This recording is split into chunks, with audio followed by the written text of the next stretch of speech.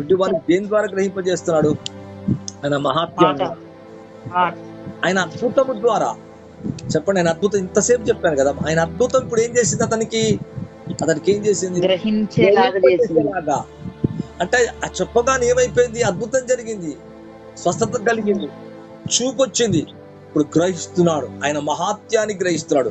ఆయన మహాత్యము గలవాడు, అధిక స్తోత్రము నందదగిన వాడు. ఆయన మహాత్యము గ్రహింప సఖ్యము కానిదంట, గ్రహింప సఖ్యము కానిది. అద్భుతముల ద్వారా ఆయన మహాత్యాన్ని గ్రహించుకునే కృపనిస్తున్నాడు. Did you understand? మీకు అర్థమైందా? అర్థం చేసుకున్నారా? ఇంత మంచి దేవుడు. చూద్దాం, ప్రసంగి 1:8.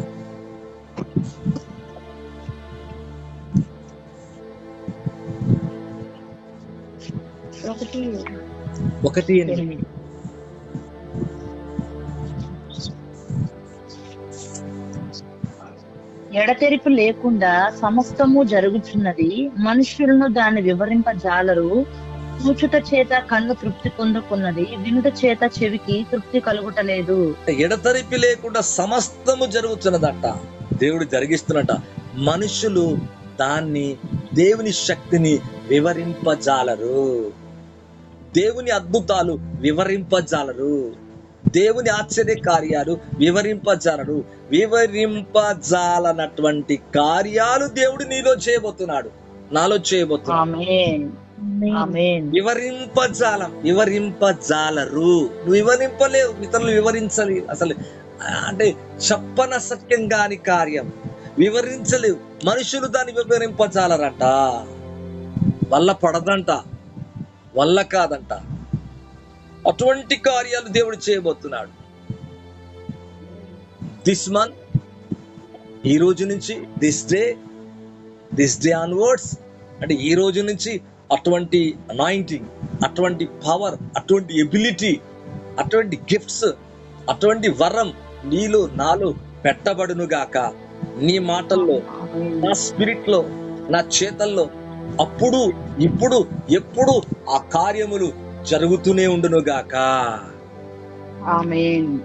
జరిగించడానికి దేవుడు రెడీ. వివరించలేని అద్భుత కార్యములు చేయడానికి జీసస్ ఇస్ రెడీ. ఆ గుడ్డివాడు యేసునే చూస్తున్నాడు, స్తోత్రము చేసి వెళ్తున్నాడు. ఆయన మహాత్యం అధిక స్తోత్రము నొందదగిన వాడంట. వెంటనే స్తోత్రం పొందుకున్నాడు యేసయ్య.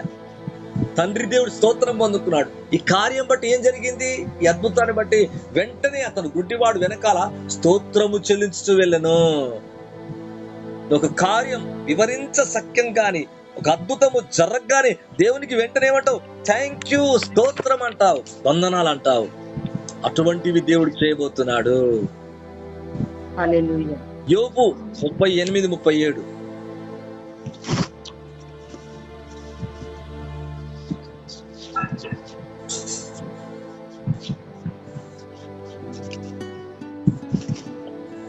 జ్ఞానము చేత మేఘములను వివరింపగలవాడెవడు? చౌతలి ధూళి బురదయ్యి పారునట్లు, మంటి బిడ్డలు ఒకటి అంటుకున్నట్లు, ఆకాశపు కలసములలోని వర్షమును కుమ్మరించు వాడెవడు? వేటాడదవా. సింహ పిల్లలు తమ గుహలలో పండుకున్నప్పుడు, తమ గుహలలో పొంచినప్పుడు వాటి ఆకలు తీర్చెదవా. ఇక్కడ అంటాడు దేవుని వాక్యములు 38:37. జ్ఞానము చేత మేఘములను ఈ జ్ఞానం సరిపోదు, లోక జ్ఞానం సరిపోదు. దేవుని కార్యాలని డిస్క్రైబ్ చేయాలంటే, ఎక్స్ప్లెనేషన్ చేయాలంటే, చెప్పాలంటే, వర్ణించాలంటే వివరింపగలవాడు ఎవడు? ఈ జ్ఞానము చేత మేఘాలను వివరించగలవా? చెప్పగలవా? దేవుని కార్యాలు వివరించగలవా? చెప్పగలవా? యేసు ప్రభు చేసే కార్యాలు, నీళ్లను ద్రాక్షరసంగా మార్చాడు, గుడ్డివానికి చూపునిచ్చాడు, చనిపోయిన వాడిని లేపాడు, సముద్రాన్ని చీల్చాడు, ఎరుకోని కూల్చాడు, అగ్ని బలాలు చల్లార్చాడు, మృతుల్లోంచి లేపాడు. యేసు ప్రభు తానే చనిపోయి 3వ దినమున తిరిగి లేచి ఆకాశమందున్న మహామహుని యొక్క కుడి పార్శ్వమున కూర్చున్నాడు. జ్ఞానము చేత మేఘములను వివరింపగలవాడేవాడు. అసలు దేవుని దాంట్లో ఒక్కదాని కూడా నువ్వు వివరించి చెప్పలేవు. అంత సూపర్ న్యాచురల్ పవర్ దాంట్లో ఇమిడి ఉంది. ఈరోజు వివరించలేనటువంటి అద్భుత ఆశ్చర్య కార్యములు దేవుడు నీతో చేయించబోతున్నాడు, నాతో చేయించబోతున్నాడు, నీ ద్వారా నా ద్వారా జరగబోతున్నాయి. న్యాయాధిపతుల గ్రంథం 13:18.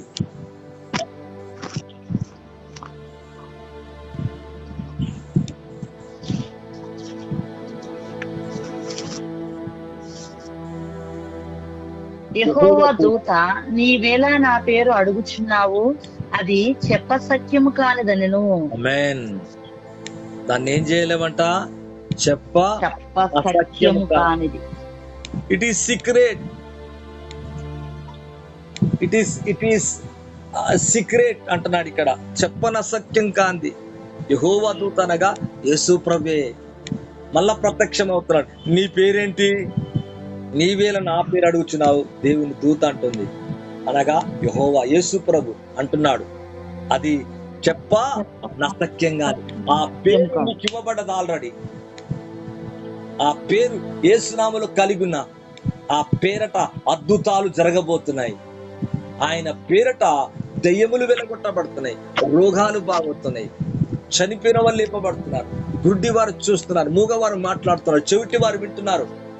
Same name, same power, same authority. చెప్ప నసక్యముగానిదనను. ఆ పేరు నీకు నాకు పెట్టబడది, నీకు నాకు ఇవ్వబడది. అందుకే బైబిల్లో నా నామమున దెయ్యములను వెళ్ళగొట్టెదరు, నా నామమున క్రొత్త భాషలు మాట్లాడుదురు. మార్కు 16:16 ఉన్నాయి. పాములను ఎత్తి పట్టుకొందురు, విషకరమైనది తాగిన హాని చేయదు, అది చెప్పనసక్యము కానిదనను. డైరెక్ట్ గా దేవుడే అంటున్నాడు. దాన్ని చెప్పనసక్యం కాదు, ఇక నువ్వు చెప్పలేవు దాన్ని. అంత పవర్ఫుల్ దట్ ఈస్ నేమ్. ఆ నామం ఇప్పుడు యేసు క్రీస్తు యొక్క రక్తము ద్వారా ఉపయోగించుకోవడానికి ఇస్తున్నాడు. వివరించలేని కార్యాలు, అద్భుత కార్యాలు ఆ నామములు చెయ్య పూనుకునేలాగా మనల్ని చేస్తున్నాడు. చెప్పండి, చెయ్య పూనుకునేలాగా చేస్తున్నానండి. ఈ రోజు పూనుకొందుముగాక, దయ్యములు యేసునామములో స్కాటర్డ్ అవునుగాక, పేదరికం తొలగిపోనుగాక, వ్యాధిగ్రస్తమైన శరీరాలు బాగవునుగాక, spirit, soul and mind and బాడీలో మీ కుటుంబంలో పిల్లలకు సమాధానం కలుగునుగాక, చీకటి పడుకోనుగాక. యెహోవా దూత, నీవేళ నా పేరు అడుగుతున్నావు. నా పేరు ఎందుకు అడుగుతున్నావు బాబు? Why asketh thou thus after my name, seeing it is secret? It is secret. ఇది చాలా ఇప్పుడు ప్రస్తుతానికి ఇది చెప్పనసక్యంగాని. ఒకరోజు దాన్ని రివీల్ చేస్తా, ఒకరోజు అది బయటకు వస్తుంది. ఆ నామం అందరికీ తెలియజేయబడుతుంది, ఆ నామం అందరికి ఇవ్వబడుతుంది. అప్పటిదాకా ఇది ఎలాగుంది? ఇది సీక్రెట్. Is secret. ఇప్పుడు సీక్రెట్ ని క్రీస్తు ద్వారా రివీల్ చేస్తున్నాడు, క్రీస్తు ద్వారా ఇస్తున్నాడు. నామాన్ని అందరికి ఇస్తున్నాడు. అందరు అంగీకరించిన వారు అందరి ద్వారా వివరించలేని అద్భుత కార్యములు చేయడానికి యేసే సిద్ధంగా ఉన్నాడు. ఈ రోజు నుంచి నీ ఇంట్లో, నా ఇంట్లో, నీ కుటుంబంలో, నా కుటుంబంలో, మన జీవితాల్లో వివరించలేని అద్భుత ఆశ్చర్యమైన కార్యములు జరుగును గాక. రాజుల 4:29.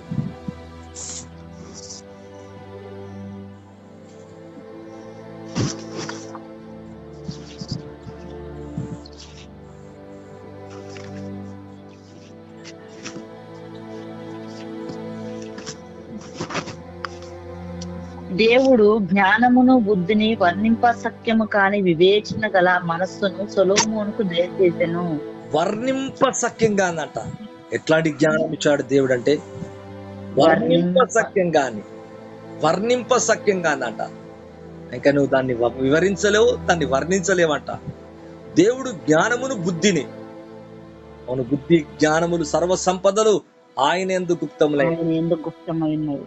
వివేకము కావాలా, జ్ఞానము కావాలా, న్యాయం తీర్చాలంటే దేవుడు తన జ్ఞానాన్ని ఇస్తున్నాడు. దేవుడు జ్ఞానమును బుద్ధిని వర్ణింప సఖ్యంగానంత ఇచ్చాడంట. ఈ రోజు ఆ జ్ఞానము చేత, ఆ వివేచన చేత, ఆ బుద్ధి చేత వివరించలేని అద్భుతాలు ఈ భూమి మీద మనం చేయుదుము గాక. ఆమేన్. వివేచన గల మనస్సును సొలొమోనుకు దయచేసినట్ట. సొలొమోను ద్వారా ఈ అద్భుతం జరగలేదు, కానీ సొలొమోను కంటే గొప్పవాడైన యేసయ్య ద్వారా అనేక అద్భుతాలు జరిగాయి. హల్లెలూయా. భూమి చాలదంట, ఆ దేవుడు ఇప్పుడు నీలో వచ్చి సేమ్ థింగ్స్ చేయబోతున్నాడు. యేసు ఎటువంటి కార్యాలు చేశాడు, పితరులు ఎటువంటి కార్యాలు చేశాడు, అటువంటి కార్యాలు సొలొమోను చేయలేకపోయాడు పాపం. అయితే యేసు క్రీస్తు నామములో నీవు నేను వివరింప సఖ్యం గాని, వర్ణింప సఖ్యం గాని వివేచన గల మనసును పొంది, సొలొమోనుకు దయచేసిన జ్ఞానం కంటే అధిక జ్ఞానం పొంది యేసు నామములో దేవుని కార్యాలు మన ద్వారా జరుగునుగాక. వివరించలేవు, నీ భర్త వివరించలేడు. అబ్బా ఎలా జరిగిందమ్మా, ఎట్లా జరిగింది? ప్రార్థన చేయగానే జరిగిందయ్యా. అమ్మా ప్రార్థన చేయగానే ఏ ప్రాబ్లం పోయింది, ప్రార్థన చేయగానే ఉద్యోగం దొరికింది, ప్రార్థన చేయగానే అప్పు తీరిపోయింది, చెప్పగానే జరిగింది. అనాయింటింగ్ లో టంగ్స్ లో ప్రార్థన చేసా, ఇట్ ఈస్ డన్ అన్న అయిపోయింది. ఇటువంటి కార్యాలు ఈ రోజు నీ ద్వారా చేయబోతున్నాడు, నా ద్వారా చేయబోతున్నాడు, మన ద్వారా చేయబోతున్నాడు. Are you ready? సిద్ధంగా ఉన్నారా? మొదటి దినవృత్తాంతాలు 22:14.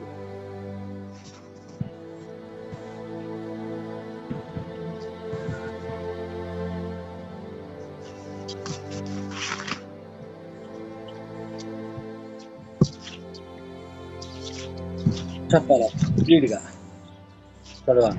ఇదిగో నేను నా కష్ట స్థితిలోనే ప్రయాసపడి యెహోవా మందిరము కొరకు 2,00,000 మనుగుల బంగారమును 10 కోట్ల మనుగుల వెండి తూచ శక్యము కానంత విస్తారమైన ఇత్తడిని ఇనుమును సమకూర్చి ఉన్నాను. రాణులను రాళ్లను కూర్చుంచుకుని నువ్వు ఇంకా సంపాదించుదువు గాక. ఆమేన్. తూచ సఖ్యము కానంత విస్తారమైన ఇత్తడి ఇనుము తూచ సఖ్యము కానంత. నువ్వు తూచలేవంట దేవుని కార్యాన్ని. చెప్పండి ఆ మాటనని. దేవుని కార్యాన్ని నేను తూచలేను.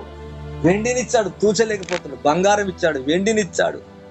10 కోట్ల బంగారం, 2,00,000 మనుగులు. ఆయన ప్రయాసపడి తూచ సఖ్యం కానీ దేవునికి ఇస్తున్నాడు. అలాగే దేవుని కార్యాలను కూడా నువ్వు తూచలేవు. తూచ నసఖ్యంగానంత విస్తారమైంది దేవునికి చేయబోతున్నాడు. అంటే ఏ కొలతతో నువ్వు దాన్ని తూచలేవు. దేవుని ప్రేమను, దేవుని శక్తిని. 2వ దినవృత్తాంతాలు 5:5.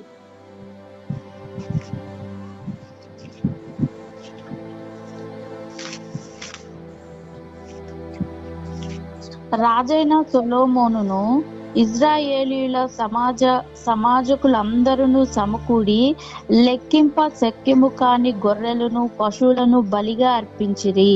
ఎట్లంట? రాజైన సొలొమోను ఇశ్రాయేలు సమాజకులందరూ సమకూడి లెక్కింప శక్యము గాని గొర్రెలను పశువులను బలిగా అర్పించారట. అలాగా లెక్కింప శక్యం కాని కార్యాలు నీ కొరకు చేయబోతున్నాడు దేవుడు. అర్థమవుతుందా అండి? నీ చెప్పింది అర్థమవుతుందా? లెక్కింపలేవు, తూచలేవు దేవుని కార్యాన్ని. లెక్కింపలేవు. లెక్కింప సఖ్యం కాదు, వివరించ సఖ్యం కాదు, చెప్పన సఖ్యం కాదు, మాట్లాడ సఖ్యం కాదు, చెప్పన సఖ్యం గాని ఆయన వరం యేసు నామములో నీలో ఉంది, నాలో ఉంది. ఆమేన్. 33:22.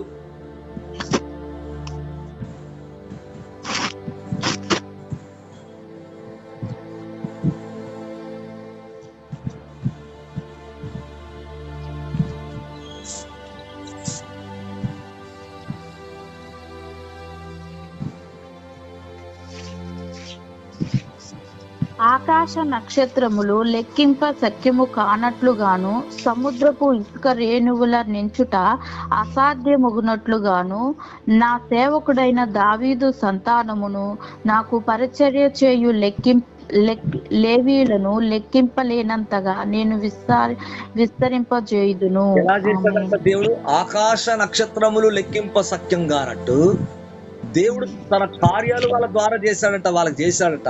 సముద్ర పుష్కరేణువులు ఎంచుట అసాధ్యమైనట్టుగా నా సేవకుడైన దావీదు సంతానమును నాకు పరిచయం చేయు లేవీలను లెక్కింపలేనంత విస్తరింపజేశాడంట.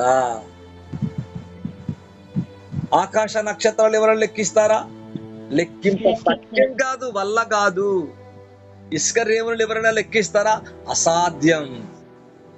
నా సేవకుడైన దావీదు సంతానాన్ని నాకు పరిచయం చేయు లేవీలను లెక్కింపలేనంతగా నేను విస్తరింపజేస్తా. లేవీలను చేయటమే కాదు, లేవీల ద్వారా అద్భుతాలు, నీ ద్వారా నా ద్వారా అద్భుతాలు కూడా లెక్కింప సఖ్యముగానంత. అంటే అసాధ్యం, లెక్కించుట అసాధ్యమైనంతగా దేవుడు కార్యాలు నీకు అసాధ్యం అంట. ఆకాశ నక్షత్రాలు ఏ విధంగా లెక్కింప అసఖ్యంగా ఉంటుందో అలాంటి కార్యాలు దేవుడు నీ ద్వారా నా ద్వారా చేయనుగాక. ఆమేన్. అర్థమైందా అండి? అంటే ఆకాశ నక్షత్రాలు ఎవరైనా ఆ సంతానం నక్షత్రాలు లెక్కించగలరా? అందుకే అబ్రహాం ఈలాగు నీ సంతానం ఉంటది అంటే అద్భుత ఆశ్చర్యమైన కార్యాలు అబ్రహాములో మొదలు పెట్టాడు దేవుడు.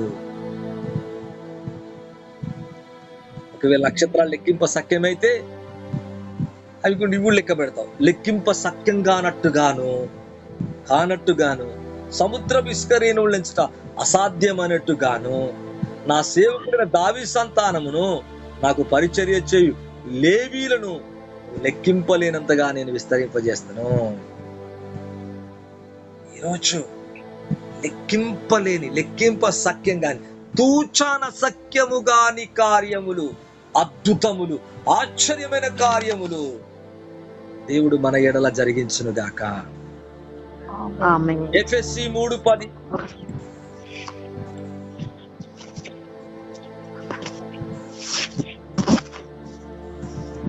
ఎఫెసీ 3:10 దేవుడు మన ప్రభువైన క్రీస్తు యేసునందు చేసిన నిత్య సంకల్పము చొప్పున పరలోకం. ఎఫెసీ 3:10